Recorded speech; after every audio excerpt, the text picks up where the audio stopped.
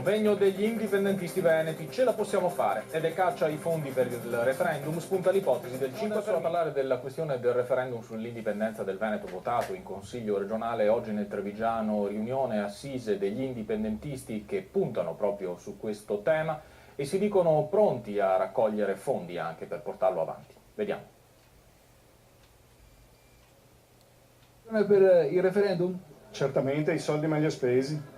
Io sono disposto, e sono un piccolo artigiano che in questo momento è in grosse difficoltà, a mettere anche 1.000 euro, anche 2.000 e anche 3.000. A Cison di Valmarino, nel Trevigiano, al convegno sulla via istituzionale per l'indipendenza del Veneto, già si pensa al referendum dopo il via libera dal Consiglio regionale. Un costo per la consultazione intorno ai 14 milioni di euro, senza fondi pubblici. Per alcuni un importo sovrastimato. In ogni caso la macchina organizzativa è partita. Ci sono 1000 possibilità, tra queste vi è quella di prevedere la destinazione del 5 per 1000 delle denunce dei redditi dei veneti e raccoglieremo immediatamente 70 milioni di euro, quindi non è un problema questo.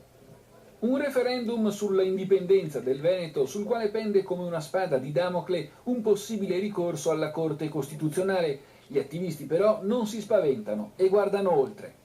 Noi pensiamo che si possa legittimamente ritenere di costituirsi davanti alla Corte al solo scopo di contestarne la competenza funzionale, in quanto la norma che viene invocata, la norma dell'autodeterminazione, è una norma sovracostituzionale e quindi sfugge al giudizio della Corte.